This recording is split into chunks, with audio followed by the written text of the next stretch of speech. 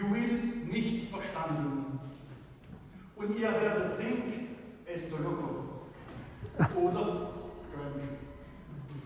Mamma mia. Vous voyez, il y a vite de quoi en perdre son alsacien.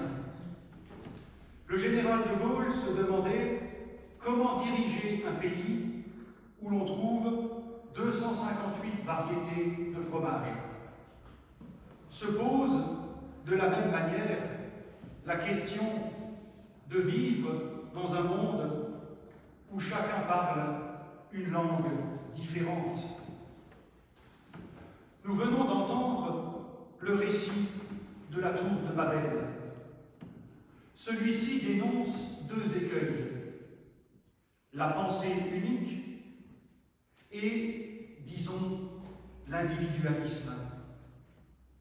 Allons, moulons des briques, cuisons-les, allons, bâtissons une ville, faisons-nous un nom.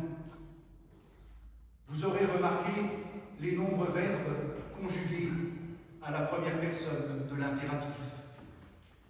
Tous au garde à vous, comme un seul homme. Le psychanalyste Sigmund Freud y voyait là une description du totalitarisme. Or, l'histoire nous a montré que tous les régimes qui ont tout voulu uniformiser, tout contrôler, tout régenter, tous les régimes qui ont voulu se faire un nom en prétendant créer l'homme nouveau, ont sombré dans la violence et le chaos avant de finir dans les poubelles de l'histoire. Dire que Dieu brouille les langues ne constitue pas alors le fait du prince, mais Dieu intervient ici pour donner à chacun la chance de trouver sa voie. La psychanalyste Marie Balmary écrivait à propos de ce texte « Si tu n'es pas un autre, alors nous n'est personne ». Dit autrement, là où le collectif écrase tout, il n'y a pas de vie possible. Il est vrai qu'aujourd'hui, la pensée unique inspire légitimement méfiance et rejet. Mais il ne faudrait pas tomber dans l'extrême inverse. Pour voir les langues se brouiller ou pour entendre une autre langue, pas besoin de passer une frontière. Il suffit parfois de traverser la rue. Combien de nos contemporains, et le phénomène est amplifié par Internet, se font experts du dimanche en politique, en médecine, en économie, en droit, en religion, que sais-je encore. Et combien de fois nous retrouvons-nous englués dans des dialogues de sourds, parce que nous ne parlons tout simplement pas la même langue. Ce texte de la tour de Babel a quelque chose de très contemporain, parce qu'il décrit une forme de schizophrénie qui touche notre monde. L'individualisme et les identités sont glorifiés. Il faut penser par soi-même. On se vante de penser par soi-même, mais ce sont toujours les mêmes stéréotypes et les mêmes lieux communs qui ressortent. L'épisode de la tour de Babel dénonce donc ce double écueil de la pensée unique qui bovinise les gens et de l'individualisme qui s'érige en règles et en normes, ce qui est tout aussi totalitaire. Ce récit de la tour de Babel reflète en un sens ce que nous proclamons à chaque baptême. Nous sommes des personnes uniques et membres d'un ensemble.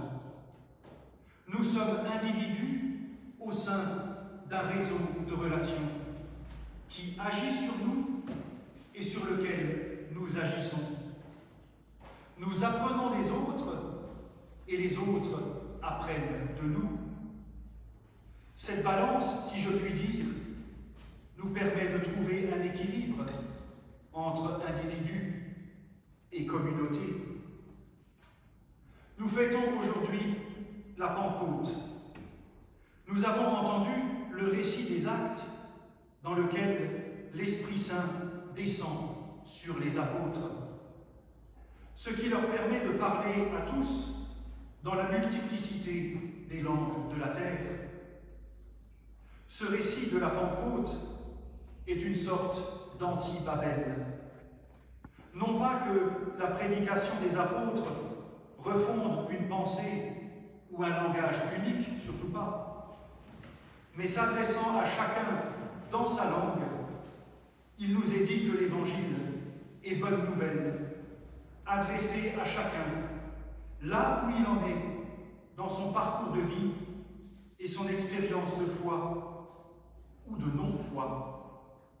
Nous l'avons chanté tout à l'heure, « Tu veux de nous si différents former un seul peuple saint ». Un seul peuple, mais formé de toutes les différentes pierres que nous sommes prêts à apporter. Babel était l'opportunité que Dieu donne à chacun de trouver sa voie en dehors de la pensée unique. La Pentecôte nous dit que Dieu nous adresse une bonne nouvelle là où nous en sommes sur notre chemin de vie. Et cette bonne nouvelle, la voilà. Nous n'avons pas besoin de nous faire un nom, parce qu'un autre le connaît et nous appelle par notre nom.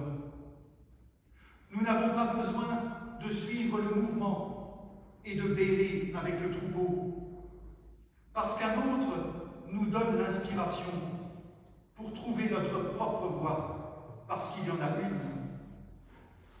Nous ne sommes pas condamnés à être le centre du monde ou à porter le poids du monde, parce qu'un autre nous met en relation à lui et aux autres pour faire de nos vies autre chose qu'une errance sans but ou un combat sans fin.